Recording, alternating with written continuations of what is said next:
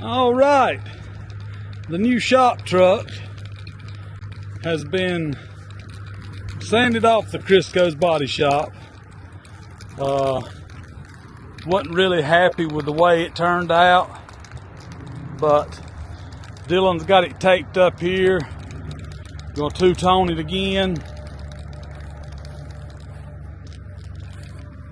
So got tags and insurance on this baby today. Look at here. Ooh, he got a tag in that rope hand. It's legal. But he's gonna do a little bit of painting. What everybody else is doing online.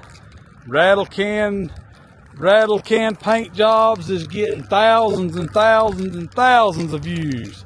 So give us several thousand views. We need it.